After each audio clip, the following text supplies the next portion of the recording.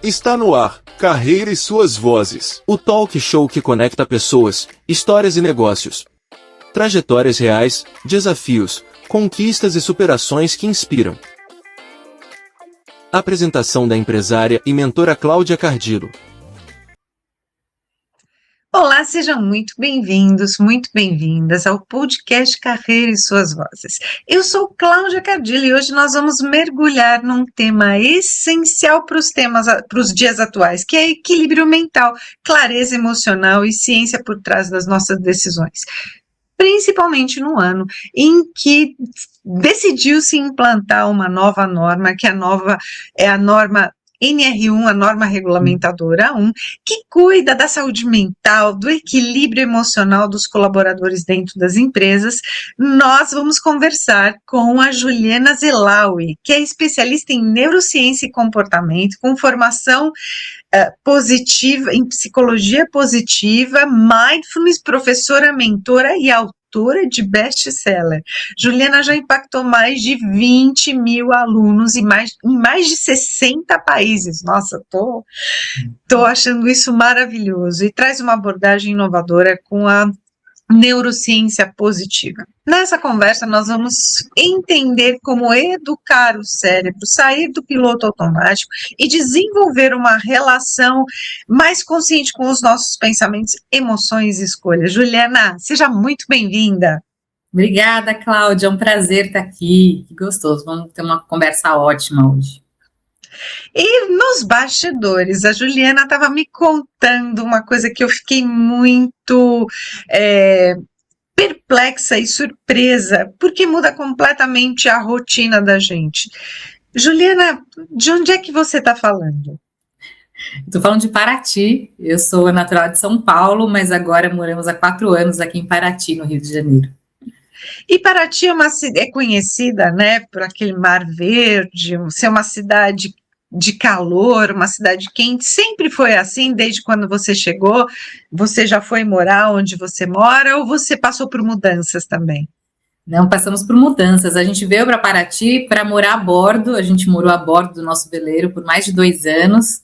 A gente saiu recentemente, quando o meu filho completou 2 anos, quase 3 anos, começou a ficar um pouco perigoso com o bebê a bordo ali, então a gente resolveu vir para uma casa, mas a gente ainda tem o barco e sempre que dá a gente sai, é sempre muito gostoso. Então vocês usaram muito tempo aquele adesivo, né? Bebê a bordo, né? É verdade. Não é por acaso, né? Pois é, literalmente era bebê a bordo. É uma vida que precisa ter muita coragem para mudar dessa forma, né? Da mesma maneira que muita gente larga tudo no Brasil para ir para a Europa ou para os Estados Unidos, você largou uma vida estável aqui em São Paulo para poder morar a bordo. Como é que foi essa mudança para você? Foi um momento muito decisivo da nossa vida. Começou a se concretizar essa ideia em 2020, o fatídico 2020 para todos nós, né? Naquele ano foi um ano excepcionalmente difícil para a nossa família, porque logo no primeiro mês a gente descobriu um câncer no meu marido, agressivo, e raro, extremamente agressivo. Então a gente começou a repensar já muita coisa. Logo depois, em março, aí sim entrou a pandemia aqui no Brasil. Então a gente começou a reavaliar o nosso estilo de vida em São Paulo, em cidade grande, preocupados com algumas questões em relação à nossa filha também. E coroou esse ano, no final de 2020, eu sofri um aborto. Então, assim, todo esse furacão emocional só foi possível justamente por conta desse treinamento mental que a gente faz para conseguir ter um equilíbrio, mesmo nos momentos mais desafiadores. Todos nós enfrentamos esses desafios, né? Então, a gente precisa fortalecer esse equilíbrio, existem formas para a gente fazer isso.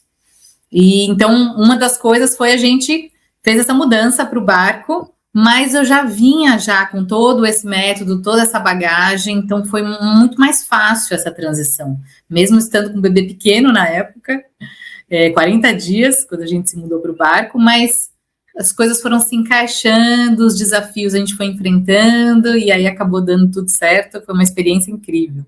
Mas vocês ficaram atracados ou ficaram em alto mar? Não, a gente ficou atracado numa marina, mas a gente velejava bastante, a gente saía bastante.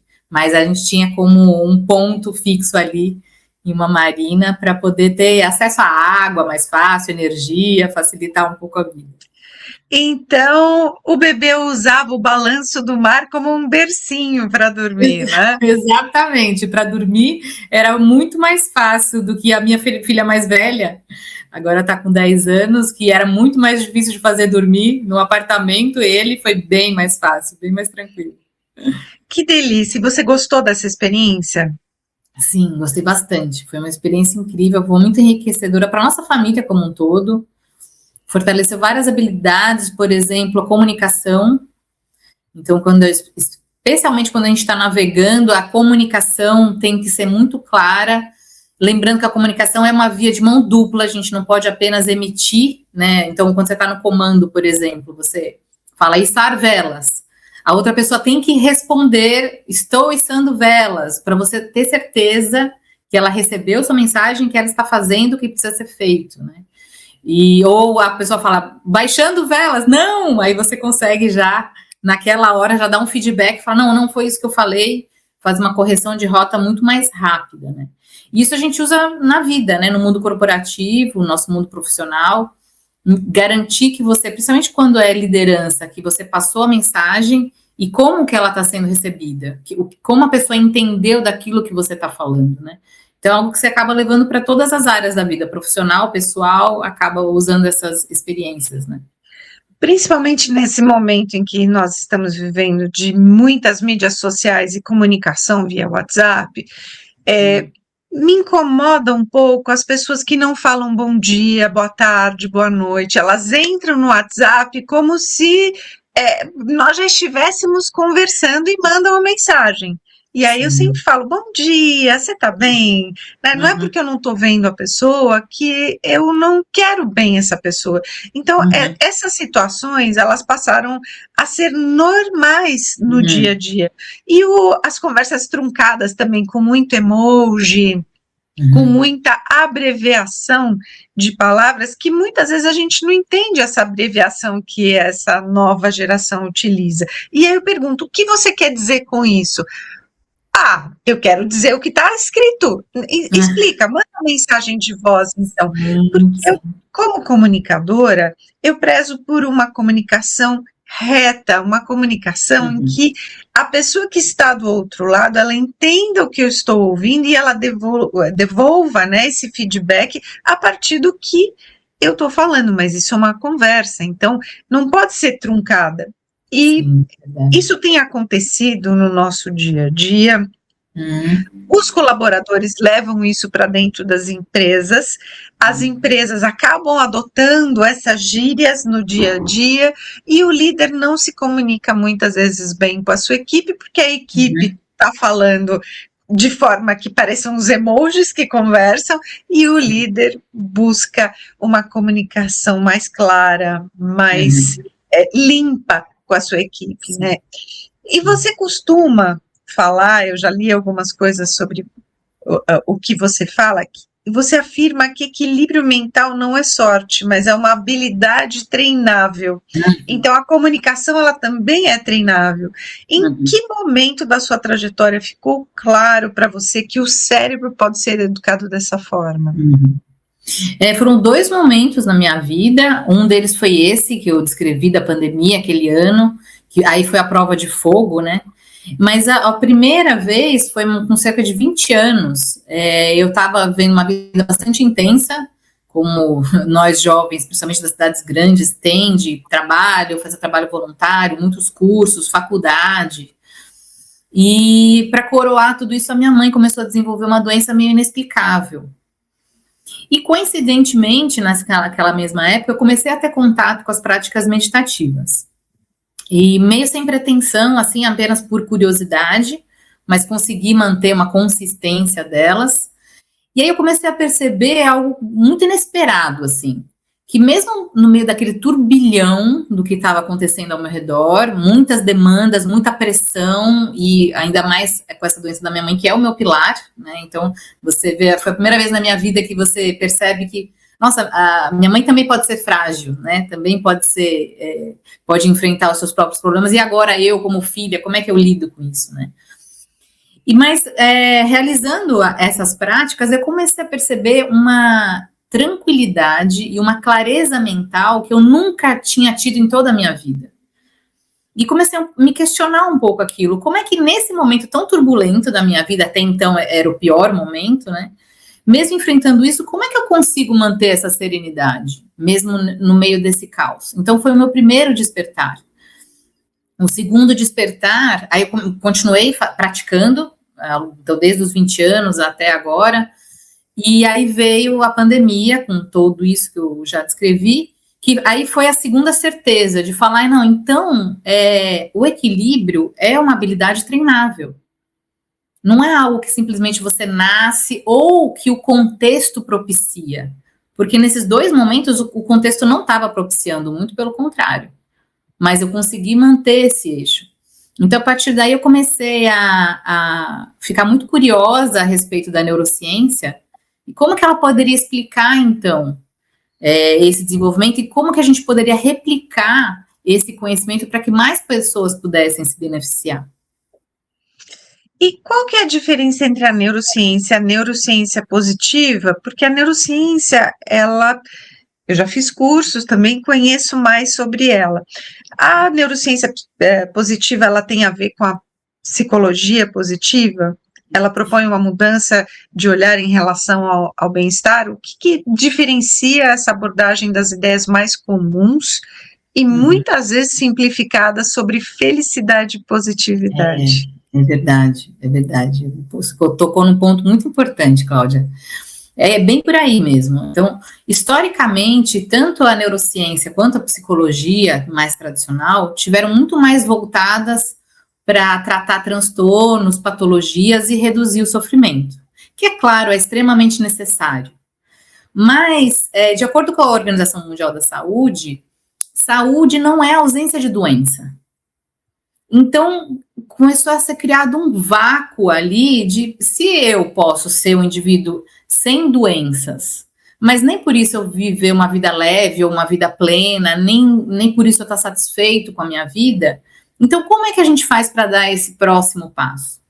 Então, a partir daí surge primeiro a psicologia positiva, que é com esse viés em relação ao bem-estar e ao florescimento humano. E aí, então, está surgindo, agora é muito recente, é um tema muito emergente, que está começando a despontar lá fora. Existe um único livro no mundo, em inglês, Positive Neuroscience, que fala a respeito, mas que, na verdade, é só um compilado de artigos científicos. Ele não é acessível, primeiro, porque é em inglês, segundo, porque tem uma linguagem muito técnica, não é acessível para a maior parte da população, né? E também ele não é prático, ele fala só da teoria, né?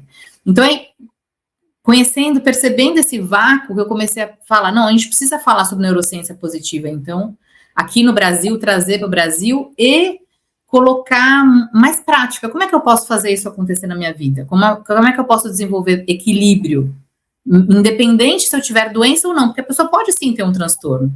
Eu atendo várias pessoas com transtornos e que já estão sendo acompanhadas por psicólogos, já estão no seu tratamento, mas elas falam, mas eu ainda não sou feliz, eu ainda não me sinto equilibrado. Então, como é que a gente pode avançar nesse sentido?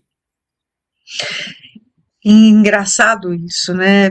Como o mundo mudou depois da pandemia e que a gente precisa de muito mais cuidado mental hoje, porque a gente descobriu que nós somos frágeis em geral, né?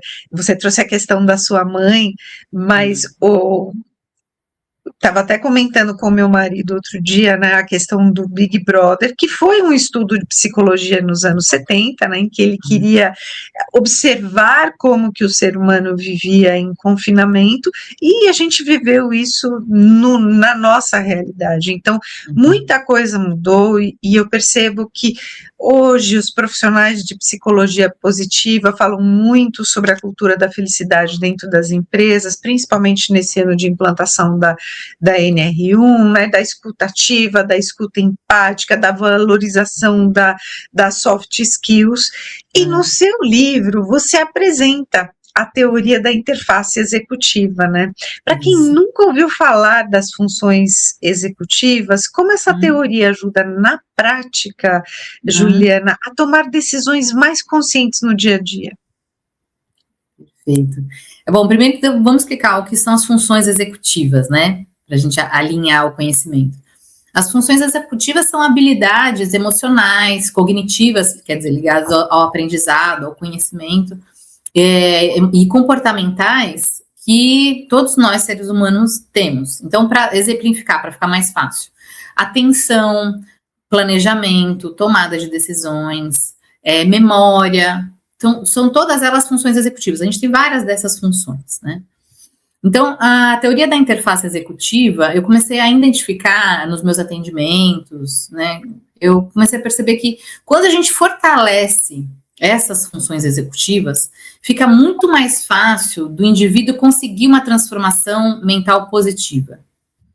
Então, é claro que quando a pessoa vai num psicólogo ou num psiquiatra, eles investigam, por exemplo, o inconsciente e eles acessam esse inconsciente por meio de algumas funções executivas. E isso não é verdade. Mas o que eu estou propondo aqui é um passo além, é a gente fortalecer intencionalmente cada uma dessas funções, para fazer quase que o caminho inverso, para você sim fortalecer elas, e aí com isso você acaba gerando, e isso é empírico, na minha experiência eu percebo muito, que uma das coisas da prática meditativa também contribui para isso, porque aí você consegue ter essa clareza mental, ou seja, você, numa linguagem um pouco mais técnica, você consegue ter mais autonomia em relação às suas emoções, em relação aos seus pensamentos e em relação aos seus comportamentos. Porque hoje em dia a gente vive muito no automático, as pessoas estão muito vivendo no automático, então sente algo, já responde, nem pensa no que sentiu, mas já responde, faz alguma ação que ela já está acostumada a fazer, um gatilho, uma resposta, simplesmente, né? Em relação às tomadas de decisões, quantas vezes a gente toma decisões ruins na vida, tanto vida pessoal quanto profissional, porque simplesmente faz sem pensar e decide sem analisar com tranquilidade, né? E em relação aos nossos comportamentos também, a gente sabe coisas tão básicas que a gente precisa fazer, por exemplo, em relação a hábitos positivos, em relação ao nosso corpo, em relação à nossa mente, e nem por isso a gente age dessa forma. A gente, de novo, vai no automático, só vai vivendo a vida e depois colhendo os resultados negativos mais tarde. Então, o que eu proponho é esse fortalecimento.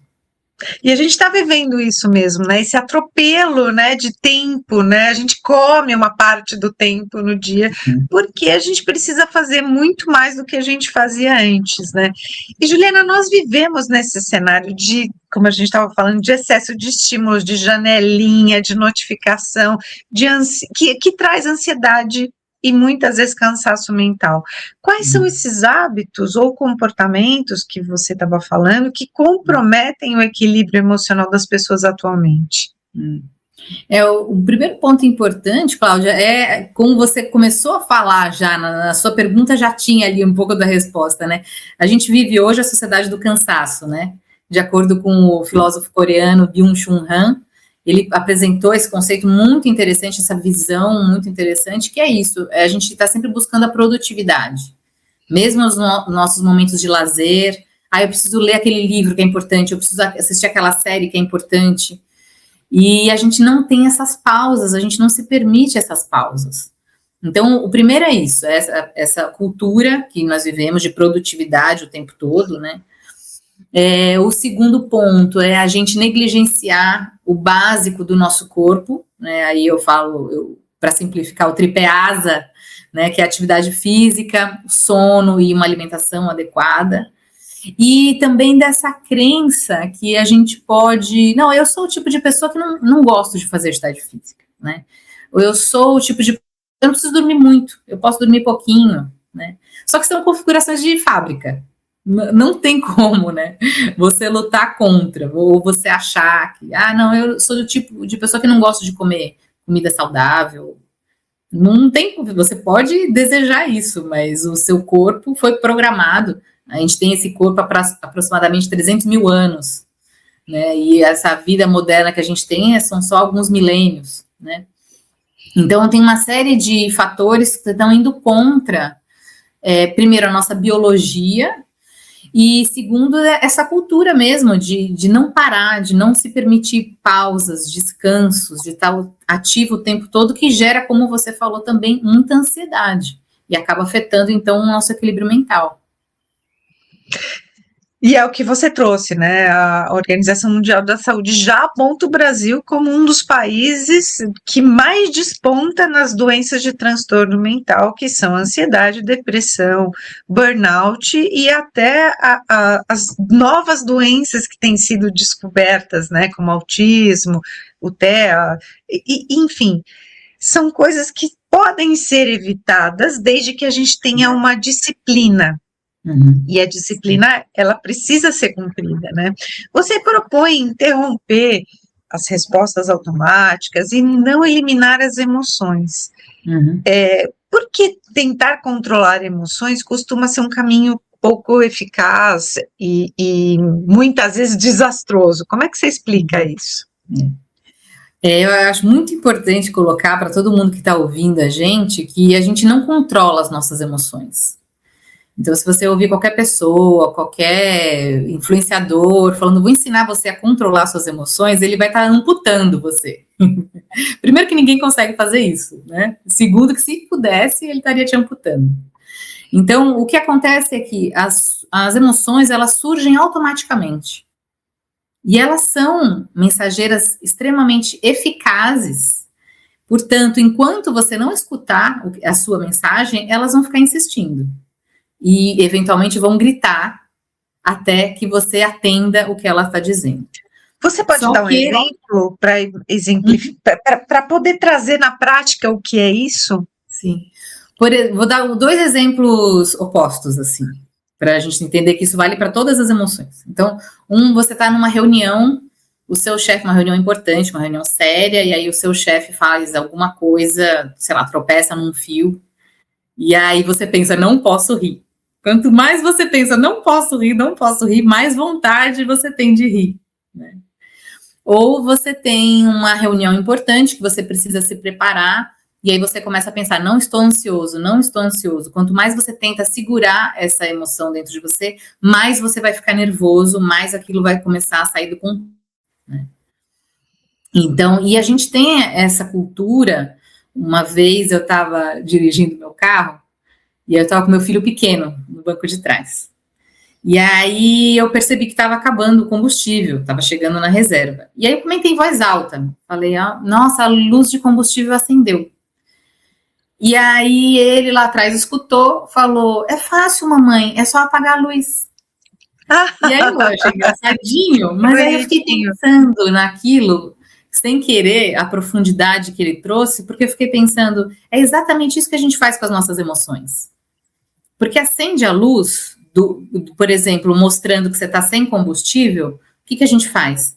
Toma mais café, se estimula mais, aguenta mais um pouco. Só que, assim, você está simplesmente apagando a luz, você está ignorando aquele sinal, mas os mecanismos ali dentro estão acontecendo. Então, até, de repente, chegar num extremo da pessoa até chegar num burnout, porque ela não respeitou vários sinais que foram dados antes. Primeiro, a emoção sussurra, depois ela fala, depois ela grita, até que, eventualmente, no caso do burnout, ela desliga o sistema. Fala, tá bom, você não escutou, então eu preciso desligar para a sua segurança, né? Então é isso, a gente precisa, primeiro, entender que a gente não controla o surgimento das emoções. Então, e qual que é o pulo do gato? Se eu vou sentir raiva quando, eventualmente, eu tiver que sentir raiva. O pulo do gato é exatamente entre o estímulo, entre essa emoção e a sua resposta, existe um pequeno espaço. Quando a gente presta atenção nesse espaço, a gente percebe que a gente tem poder de escolha em relação ao nosso comportamento. A emoção está dada, mas a gente pode decidir como que a gente vai se comportar. Então, com esse treino que a gente faz, esse treino mental que a gente faz, a gente começa a entender mais esse espaço, identificar melhor ele, e aí com isso você dá uma resposta consciente, não uma resposta automática mais. E por ser consciente, ela é mais racional, ela é mais pensada, ela é mais elaborada, e tende, então, a ter um resultado melhor. Eu coloquei isso na prática e mudou todo o meu dia a dia. Há alguns anos eu venho praticando isso. Eu recebo uma mensagem no WhatsApp, eu leio, muitas vezes eu tenho a vontade de responder uma coisa, mas não é aquilo que eu vou responder que vai mudar a situação ou que vai amenizar a situação. Eu falo, não vou responder agora, e eu explico para a pessoa, estou dirigindo, estou no trânsito, estou entrando numa reunião, vou responder mais tarde. Eu tenho um ganho mental e emocional muito grande, porque eu posso parar, pensar, eu tiro a pessoa da ansiedade, porque ela viu que eu li, que eu respondi, mas que eu vou responder com coesão, né? Eu não vou responder com emoção, eu vou responder dentro daquilo que eu preciso responder. E sabe que isso não só mudou a minha vida, como mudou a percepção dos meus clientes, dos meus amigos sobre mim, porque eu não respondo mais nada, né? Deu o estímulo, o gatilho, né? Já respondi. Não, eu respondo na hora que tem que ser respondida, com o que a pessoa precisa entender, e eu venho modelando cada vez mais isso dentro de mim, para que eu tenha cada vez mais esse controle mental e emocional de não responder de imediato. Porque o de imediato, como você mesmo trouxe, isso é uma questão de escolha, o imediato muitas vezes faz com que a gente perca alguma coisa. Você respondeu ali, mas não era aquilo que você tinha que responder. Muitas vezes a gente deixa até de fechar um contrato pelo imediatismo. Então, eu entendi que escutar a minha intuição, escutar a mim, né, e trazer as informações que a pessoa precisa realmente, vão fazer muito mais diferença, né, e o nosso caminhar entre eu e ele, ou entre eu e a empresa dele, vão ser muito mais transparentes ao longo da nossa jornada de trabalho juntos. Que bom que você sentiu isso na pele, que bom. Eu senti porque eu tenho uma agência de comunicação, e eu não sei se você sabe, mas a agência de comunicação é uma loucura, né? Eu sou mentora de carreira, negócio e empreendedorismo, e muitas vezes eu estou ausente da minha função de CEO da agência ou de arregaçar as mangas na agência, porque eu estou ensinando alguém. Então, mesmo a minha equipe passou a respeitar mais os meus horários, porque eu comecei a valorizar muito mais essas relações. Quando eu estou com a pessoa, eu estou presente ali, né, de corpo e alma. E isso muda tudo, né? Porque eu estou com a pessoa, e não é assim, fala e não não. Fala, porque agora é teu horário, você tem 15 minutos comigo, pode falar o que você quiser. Isso mudou tudo, mudou completamente, é maravilhoso, claro. E aí a gente volta lá no começo da nossa conversa, né? A mente e a emoção, ela é treinável. Né? E a partir do momento em que eu faço isso, eu mudo não só o meu dia, como o dia do meu colaborador também, né? Sim. E reduz muito a ansiedade, né? Porque você está naquele momento presente, tudo bem, as coisas vão acontecer na hora que tem que acontecer, mas agora eu estou aqui. Eu não estou pensando no passado, nas coisas que aconteceram, também não estou remoendo o futuro. É menos carga para lidar. É só isso que você tem que cuidar agora. E uma outra mudança que eu consegui fazer há 2 anos é, no final de semana, eu também sou da minha família, dos meus amigos, e eu também não leio mais o WhatsApp, porque o meu WhatsApp é de trabalho, né? O meu WhatsApp da família é de família, e aí eu respondo. E isso fez com que eu também me sentisse mais inteira para as pessoas que eu amo. Então, essa mudança... muitas vezes a gente está na mesa, né, e eu vejo um primo pegar um telefone e falo, você não está trabalhando agora? Vai estar com um pepino lá, eu vou precisar parar para ligar. Respeita o teu horário, né, isso eu tenho colocado e puxado a orelha de todo mundo que está perto, justamente para que a gente possa viver mais, né. Estou curiosa para saber o que é asa. Você falou do tripé asa, que ele aparece como base do equilíbrio mental, né? Por que ainda subestimamos tanto esse impacto desses fatores? Eu quero saber quais são esses fatores que auxiliam diretamente ou atrapalham diretamente o funcionamento do cérebro. O que é o asa, em primeiro lugar? Então, asa são aquelas configurações básicas que a gente vem de fábrica, que precisam ser respeitadas, né? Não só porque que a alimentação, só relembrando, alimentação, sono e atividade física, não só porque elas cuidam, é claro, do sistema todo, mas aí falando sobre neurociência, os estudos estão mostrando cada vez mais o impacto direto que essas ações, esses hábitos têm no nosso cérebro. Então, quando você não se alimenta direito, não tem um sono adequado, não faz atividade física, isso afeta diretamente a sua memória, aumenta a possibilidade de doenças como Alzheimer, por exemplo, aumenta os índices de depressão, aumenta os índices de ansiedade. Então, assim, mas cada vez que eles vão investigando, eles vão descobrindo mais uma correlação direta entre atividade física e uma boa saúde mental. Um bom sistema cerebral funcionando adequadamente e uma boa saúde mental. Então, por isso que no meu livro eu começo disso, olha, fala do básico, né? É isso que você tem que respeitar. A alimentação interfere diretamente no nosso humor, por exemplo, porque, inclusive, eu falo, sabe aquele órgão que tem mais ou menos 300 milhões de neurônios, que é responsável por produzir neurotransmissores super importantes, como a serotonina, a dopamina, a acetilcolina, que é responsável pela nossa atenção? As pessoas falam, sei, o cérebro. Não, o intestino. O intestino. O intestino tem 300 milhões de neurônios, e ele e se comunica diretamente com o nosso cérebro. Por isso que algumas pessoas, por exemplo, estão ansiosas, atacam o intestino, eu quero ir no banheiro, tô desconfortável. É uma relação direta entre os dois. Então, o que você se alimenta ali também vai causar alterações no seu humor, de maneira positiva ou negativa. E aquele ditado popular, você tá enfesada, você conhece, né? Exatamente. Ele traz muito isso, né? O enfesada é o ato de ter o organismo todinho mexido por causa de uma emoção, né? Sim. Quero falar um pouquinho também sobre o seu livro, né? Uhum. No livro você traz a chamada positividade tóxica. Uhum. Como aprender a lidar com emoções difíceis sem cair na negação ou no pessimismo? Isso é muito importante, porque quando a gente fala neurociência positiva, às vezes já dá essa impressão de, então eu vou ser feliz o tempo todo, eu vou estar feliz o tempo todo. Só que o saudável emocionalmente é a gente transitar entre as emoções. Qualquer emoção, se ela está o tempo todo em você, tem alguma coisa errada. Mesmo, por exemplo, a alegria. Se a alegria está o tempo todo, isso é uma patologia que chama-se êxtase disfórico. Então, não é algo positivo. O que é normal aconteceu algo triste, eu fico triste.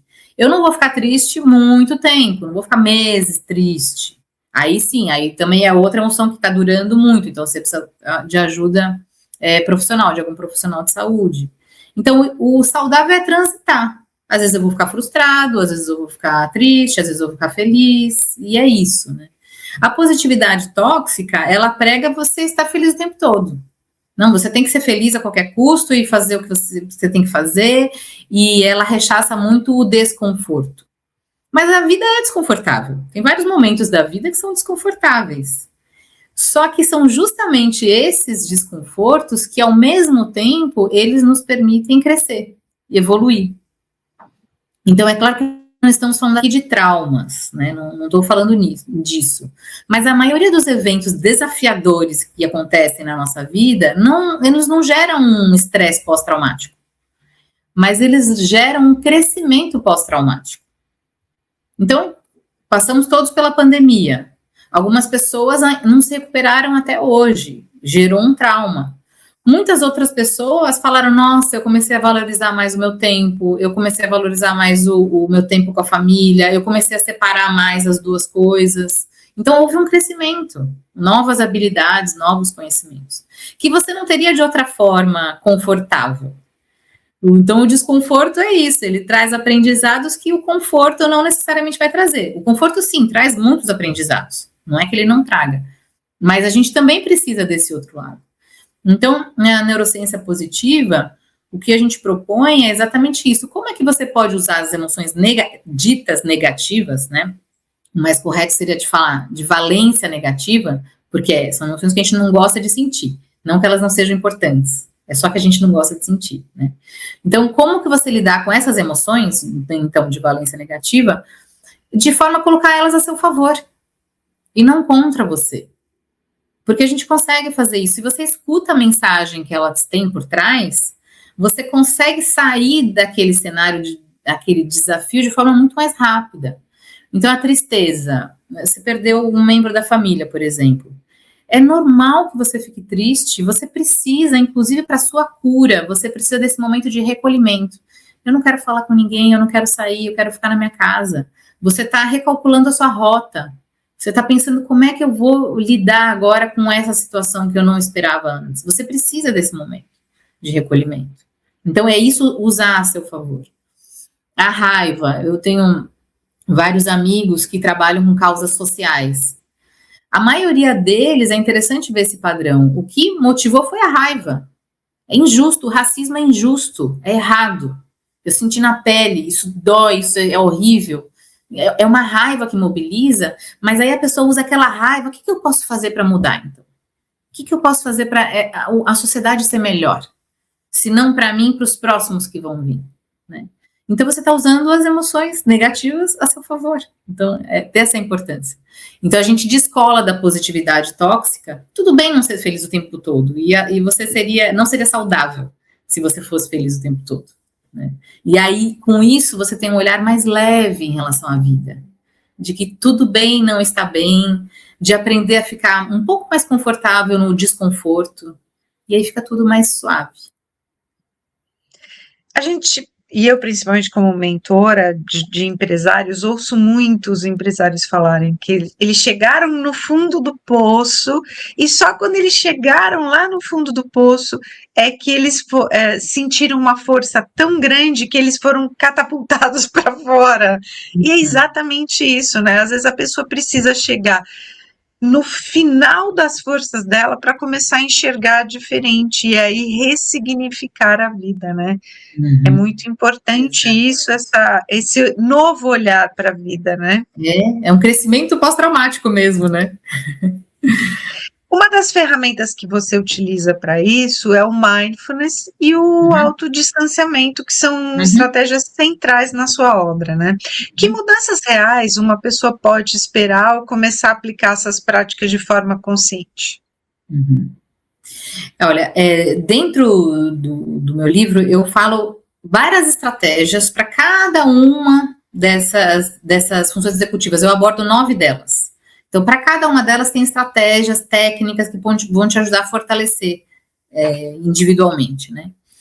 Mas uma coisa que eu sempre acabo retornando para a mindfulness ou as práticas meditativas de maneira geral, é porque elas conseguem, isso não sou eu que estou dizendo, existem estudos, por exemplo, da Adele Diamond, que é uma pesquisadora, uma psicóloga incrível, que ela começou a buscar quais são as estratégias que realmente funcionam para desenvolver as funções executivas de uma forma mais duradoura. Porque o que ela começou a observar? Quando você faz joguinhos de computador para melhorar a memória, por exemplo.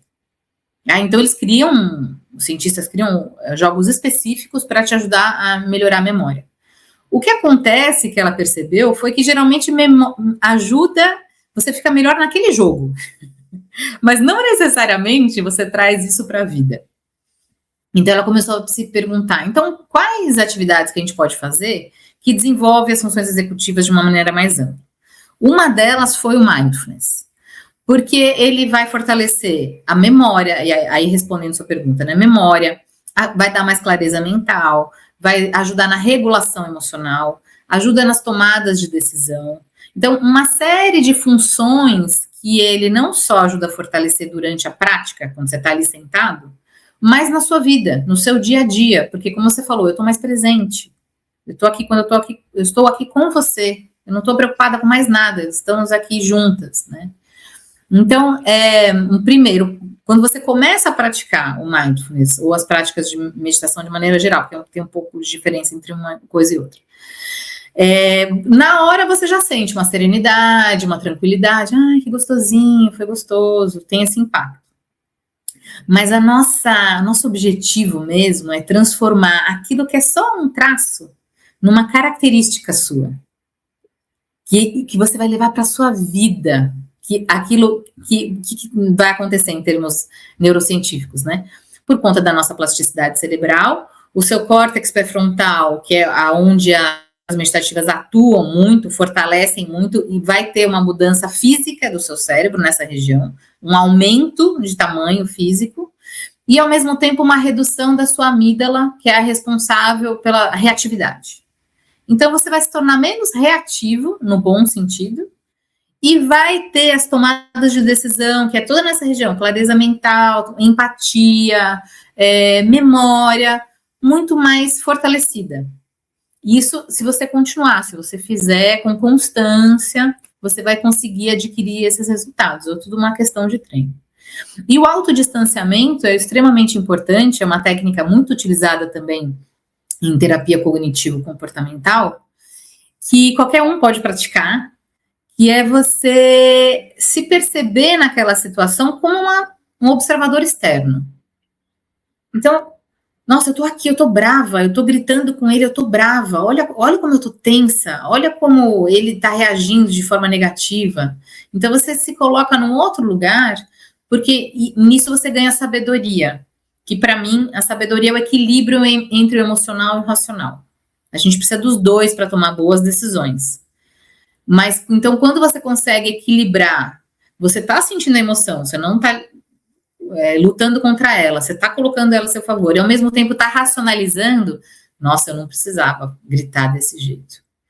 Então, aí você consegue tomar uma boa decisão. O autodistanciamento ajuda nisso. A primeiro você se perceber, identificar o que está acontecendo em termos de sensações, de pensamentos, de emoções, de comportamentos, para a partir daí você conseguir tomar boas decisões. Porque sem essas informações de base, se você não perceber isso, sem informação a gente não consegue tomar boas decisões, né? A gente precisa de dados confiáveis. E cientificamente já se sabe que o olho do observador altera o observado, né? Então, o simples fato de sair do problema e passar a olhar como se fosse uma cena, uma outra pessoa fazendo isso, já muda toda a situação, né? Você lembra que eu comentei, que eu falei que eu comecei a ter mais consciência dos meus momentos, que eu passei a praticar isso no meu dia a dia, já com as mídias WhatsApp, com as mídias sociais, com notificações. O que me ensinou que eu precisava fazer isso foi o próprio mindfulness. Então, eu vivi na prática isso, porque eu já fazia meditação budista, mas eu fazia de vez em quando, e eu adorava fazer meditação budista, mas para mim era uma coisa assim, quando eu tiver zen eu faço, e na verdade não, é quando eu estiver mais estressada que eu preciso, e eu percebo, isso eu fiz tanto com uma professora do Brahma Kumaris, depois eu fui para a Unifesp e fiz com o Dr. Marcelo De Marzo, querido. O nosso querido, né, sim, Marcelo De Marzo, e que ensinou que o mindfulness, ele pode estar presente dentro das empresas, das escolas, nos hospitais, em qualquer lugar, basta você sentar com consciência e querer fazer a meditação.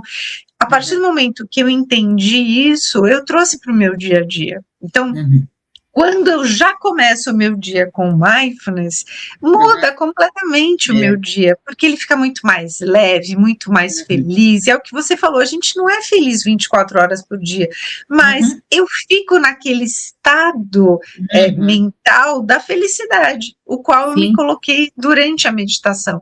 E nos dias em que eu começo atropelada, né, que tem dia que a gente acorda atrasada, tem dia que o cabelo vira para um lado, você quer pentear para o outro, a roupa não tá boa do jeito que a gente quer colocar. E o mindfulness, ele faz toda a diferença no meu dia a dia. Então, para mim, realmente eu percebo que quando eu busco mais equilíbrio, mais sabedoria, mais consciência, é só eu ativar aquele botãozinho que seu filho falou, né? Mas deixar ligado durante pelo menos uns 15, 20 minutos, quando eu desligo, eu tô perfeita, né, pro dia. E a gente precisa praticar, né? É aquele ditado que fala assim, se você tem tempo, medite 20 minutos por dia. Se você não tem tempo, medite por 1 hora.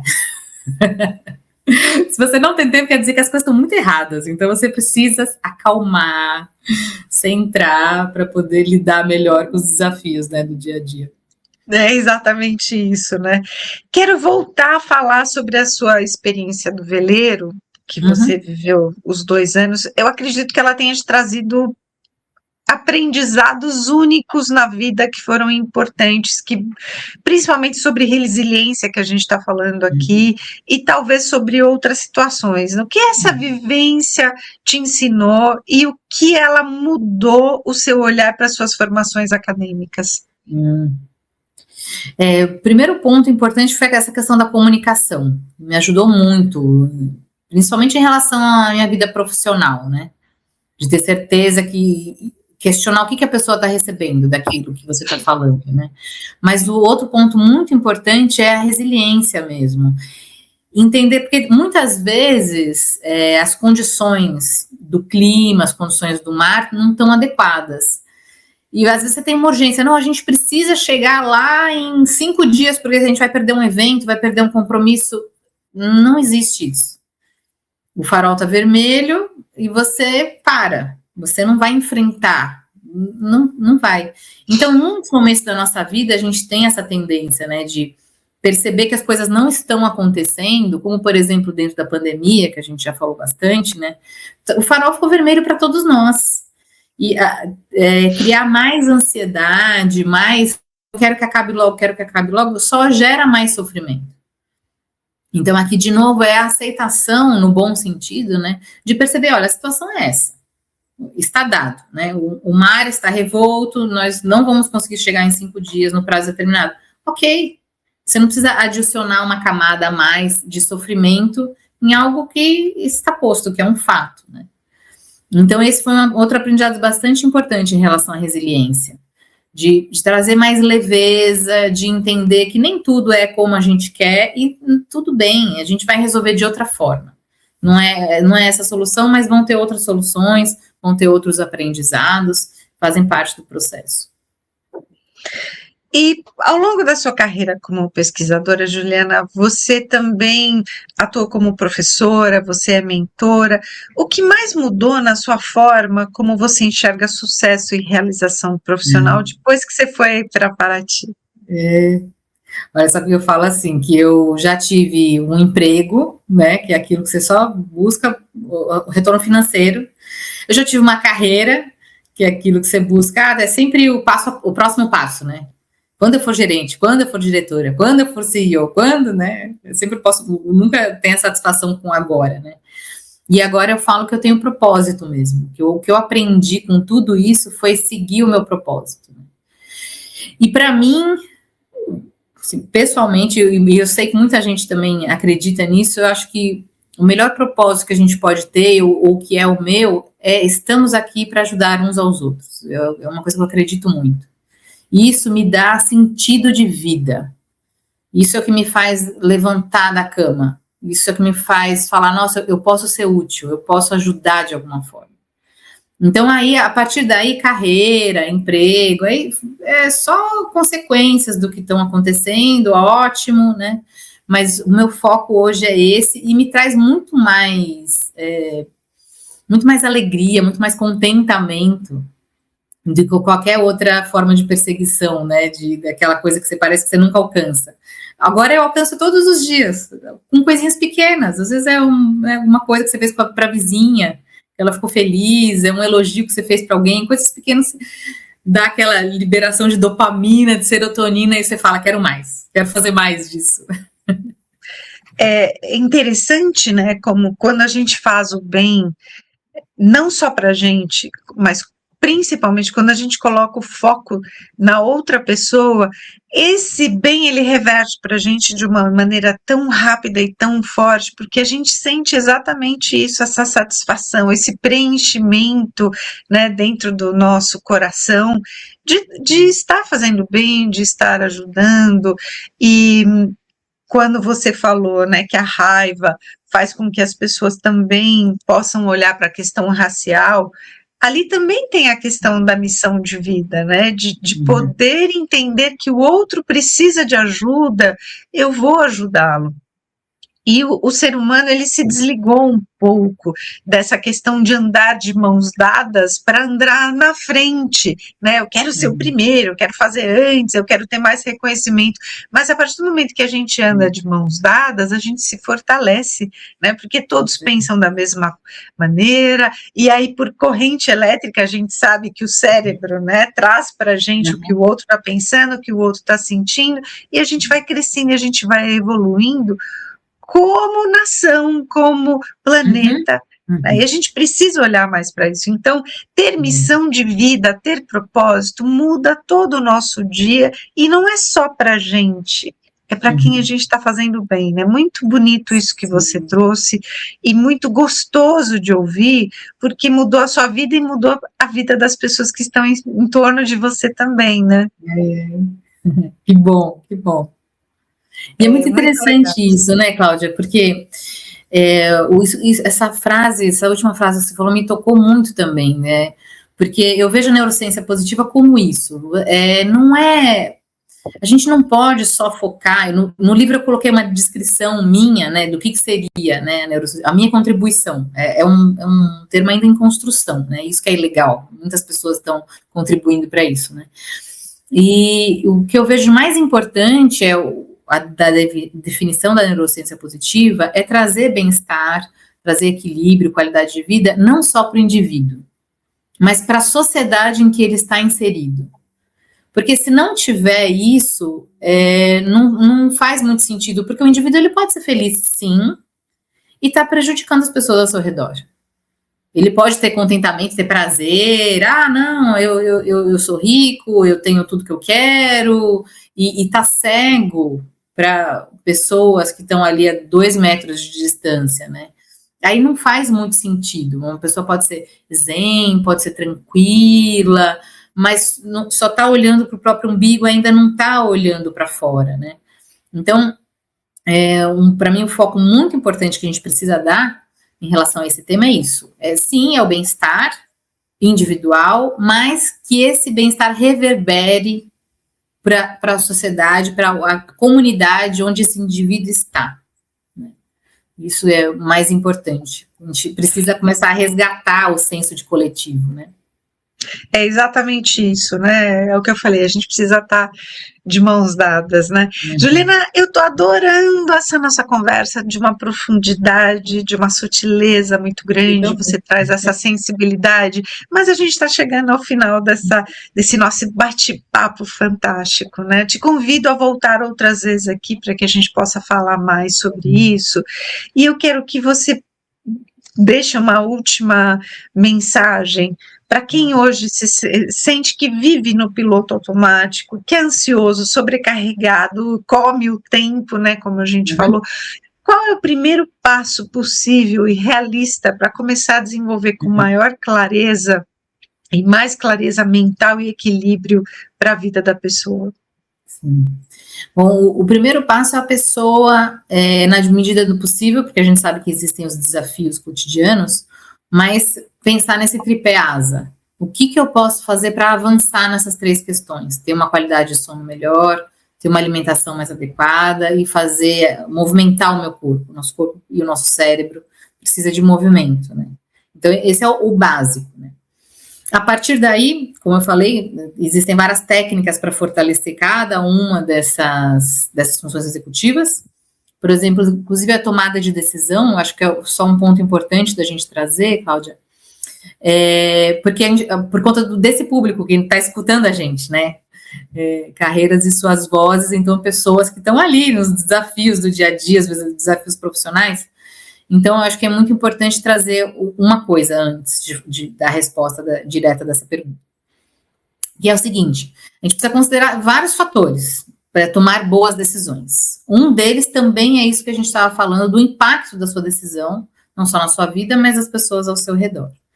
Mas você precisa aprender também quando você deve usar a sua intuição e quando você deve usar o seu instinto, são coisas diferentes. Quando você usa o seu sistema 1, que é o nosso sistema mais ligado ao córtex pré-frontal, que é mais racional, mais lento, mais analítico, e quando você deve usar o seu sistema 2, que é mais rápido, mas é mais intuitivo. Então, assim, tem uma série de perguntas a serem feitas para você conseguir tomar boas decisões, né? No meu livro, eu acho que não vai dar para a gente mostrar aqui. Eu sei que tem podcast. Claro que vai, sim. Pode mostrar a capa, sim. Eu vou mostrar a capa aqui. Que lindo. E dentro dele tem um fluxograma, que a ideia é óbvio que não é esgotar tomadas de decisão, né? É muito mais, porque boas decisões, elas não têm respostas prontas, mas elas têm boas perguntas, né? Então, o que eu tentei fazer foi criar um fluxograma para ajudar a fazer boas perguntas. Então, você vai encadeando de uma para outra. O que você deve considerar para tomar uma boa decisão? Seja pequena, e eu já testei com várias pessoas e comigo mesma. Seja pequenininha, uma questão pequena do dia a dia, seja uma questão mais complexa, para você chegar no final e falar, não, essa é uma boa decisão. Ou não, eu preciso rever porque isso não vai dar um bom resultado para mim. Não está alinhado com os meus valores, com os meus objetivos, enfim, né? Então, acho que isso é um ponto importante. Tem estratégias para cada uma dessas funções. Tomada de decisões uma delas é essa, você trazer boas perguntas, né? Mas se você for falar assim, não, uma técnica imbatível, a pessoa que quer começar hoje, aí não tem como a gente não falar do mindfulness ou das práticas meditativas. Porque é isso, você usa na sua vida, não é só aquele momento sentado. Você consegue arrastar essas qualidades de atenção, de clareza mental, de tranquilidade, para ao longo de todo o seu dia.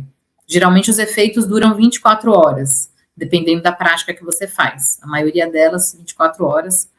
E por isso que a gente fala, faça todos os dias nos mesmos horários, para garantir que você vai estar sobre esse efeito positivo. Esse é o imbatível. Existem outras, falar, nossa, não me dou bem, não consigo, então você precisa encontrar outras estratégias que trabalhem várias funções executivas. E a gente já tem algumas respostas da ciência.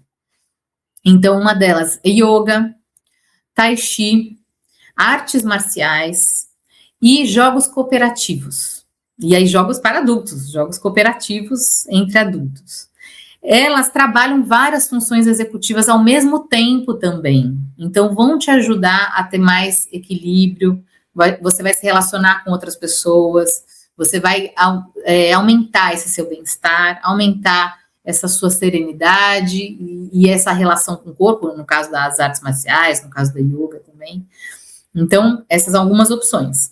Mas, em primeiro lugar, eu sempre volto para o mindfulness, porque consistentemente os estudos mostram que existe um efeito cerebral mais significativo e mais duradouro. Com a consistência, ele dura no longo prazo, né? E você acaba sentindo ao seu redor, as pessoas, como você bem falou, sentem também que você mudou. Nossa, você está diferente, está fazendo alguma coisa. As pessoas geralmente não sabem o que é. Tem alguma coisa diferente, mas é bom ou é ruim? É bom. Então, você tem um impacto muito mais significativo. Sabe que a música, a minha primeira graduação é de musicista, e eu utilizei a minha paixão pela música como minha primeira profissão e atuei como professora de música durante 15 anos. A música, ela já me trouxe muito disso, né, de saber olhar para o outro, porque na música a gente não fala, né? Você estava falando da comunicação no veleiro, né? Que você baixa as velas, o outro já falou, estou baixando as velas. Na música não existe isso. A música existe o olhar e o corpo. E a gente precisa aprender a interpretar o que o corpo da pessoa e o olhar da pessoa, a expressão facial da pessoa está falando, para que a gente continue tocando junto com aquela pessoa. Então, a música, ela sempre me ensinou muito que sozinho a gente toca de um jeito, mas junto a gente toca de outro, porque a gente compõe a música juntos, a interpretação juntos, o jeito de tocar juntos. Então, essa vivência sempre foi muito forte na minha vida, e eu sempre levei para todos os lugares que eu trabalhei, e as pessoas sempre falaram muito do meu equilíbrio, da minha fala pausada, mas tem muito a ver com a musicalidade, né, com a voz, e você traz muito isso na voz, né, essa voz mais pausada para falar, você pensa no que você vai responder. Então, pessoas como nós, que trazem esse sorriso na voz, né? A gente precisa ensinar os outros a colocarem isso também, né? Então, a música foi um grande estímulo para mim, mas o mindfulness, ele reforçou. Eu preciso fazer isso para você também, né? Você tem o mar, você tem o veleiro, que é uma meditação maravilhosa, né? Sair no mar é Conexão com a natureza. Carregar toda aquela paz, né, que o mar traz, né, aquele equilíbrio, e poder observar essas mudanças do dia, do mar, da maré alta, da maré baixa, e você leva isso para dentro das empresas. Então, é muito importante que você continue fazendo cada vez mais isso, vá mais para o seu veleiro, observe mais a natureza, porque quando você volta, você carrega com você essa força, essa energia, né, que impacta positivamente a vida das pessoas, né? Então, por isso que eu te convido a voltar, para que a gente continue essa conversa fantástica aqui, possamos levar cada vez mais para as pessoas a nossa voz, né? Que já é uma voz que consegue impactar positivamente a vida das pessoas. Sim, é isso aí. E você continue, Cláudia, levando a sua luz para onde quer que você vá. Eu te acompanho no Instagram, nas redes sociais, e assim, é incrível, assim, essa sua serenidade, esse cuidado que você tem com o outro, que é muito claro na sua fala, nos seus gestos, e é muito interessante saber disso da música, que está por trás disso, né, dessa atenção ao outro. Muito bonito. A música, ela, além de mudar a nossa autoestima, trazer equilíbrio, fazer com que a gente coloque os pés no chão, todo mundo acha que músico é cabeça furada, né? Vive no mundo da lua. Não, a gente realmente vive num outro mundo. Mas a música, ela traz esse equilíbrio entre o que é concreto e o que é subjetivo, porque a música, ela tem o poder de levar a imaginação, compondo com o coração. Então, muitas vezes a gente está triste e ouve uma música no rádio, né, no trânsito, e aquela música faz com que a gente mude totalmente a percepção do dia. Vou até trazer uma situação que aconteceu comigo há muitos anos atrás. Minha família sempre morou na Aclimação, aqui em São Paulo. Eu estava indo visitar minha mãe. Ah, que legal, é um lugar delicioso, né? Então, você conhece muito bem o Colégio Helen Keller, que é para surdos, né? Que é ali no contorno do parque, né? Isso. E eu parei no trânsito, no farol, tinha um grupo de estudantes do meu lado direito, esperando o farol abrir para atravessar, mas eles estavam bem na faixa. Nesse momento, começou a tocar a música What a Wonderful World no rádio, e eu ouvi a música, mas com a interpretação deles. Eu me desloquei para o que eles estavam falando com as libras, né, que agora eu nem lembro mais falar em libras. Isso me emocionou tanto que eu falei, como a música conseguiu que eu percebesse aquelas libras de uma forma tão diferente, os sons que eles emitem, né, quando eles falam, e somos todos iguais, né, a gente só precisa perceber as diferenças no outro para que a gente reconheça quem ele é e o quão importante ele é no nosso dia. Então, eu levo para mim esse aprendizado da música para o resto da vida, porque ele me faz perceber a vida com nuances diferentes. Né? E isso é maravilhoso para que eu possa continuar vivendo desse meu jeito, porque a comunicação, eu descobri que a música era importante na minha vida, mas o guarda-chuva principal, a música está inserida no guarda-chuva da comunicação. E eu percebi que era a comunicação. Eu fiz uma primeira migração de carreira aos 27 anos, que eu vim para o marketing, para a comunicação, e me apaixonei. Falei, nossa, existe muito mais. Não era só o que eu ensinava, era como eu ensinava que as pessoas aprendiam tão rápido. Isso faz parte da comunicação. Então, é por isso que a música é tão importante na minha vida. É a primeira vez que eu falo isso aqui em um ano de podcast, mas a música realmente, ela muda, e a neurociência explica muito a música, né, como ela tem o dom de mudar o nosso dia, de ouvir uma música que estimula a raiva, e a raiva vibra em 40 Hz, né, ouvir uma música que estimula o melhor do outro, o amor, ela já começa a vibrar a partir de 432 Hz. Então, a gente tem essa percepção de que a música é capaz disso, como a fala, ela é capaz disso também, né? De agredir as pessoas, de mutilar as pessoas, como você trouxe no início. É exatamente isso, né? Nossa, Juliana, que tesouro de saber disso, que faz um ano já, a primeira vez que esse assunto surge. E foi justamente com você, né? Que delícia, muito obrigada. Que conversa profunda que nós tivemos aqui. E hoje nós falamos sobre equilíbrio mental, que não é destino, mas é um processo contínuo, uma habilidade que pode ser desenvolvida com intenção, prática e conhecimento, e você nos trouxe essas reflexões profundas aqui sobre como interromper os padrões automáticos, lidar com as emoções de forma mais inteligente e construir uma vida com mais clareza e consistência. Ju, muito obrigada, Juliana, por compartilhar tanto conhecimento e tornar a neurociência acessível e aplicável à vida real. Obrigada a você. Que delícia! E para você que nos ouviu até aqui, siga a Juliana, me siga no podcast Carreira e Suas Vozes e compartilhe principalmente esse episódio com quem também precisa desenvolver mais equilíbrio emocional, mais bem-estar e qualidade de vida. Até o próximo episódio do Carreira e Suas Vozes.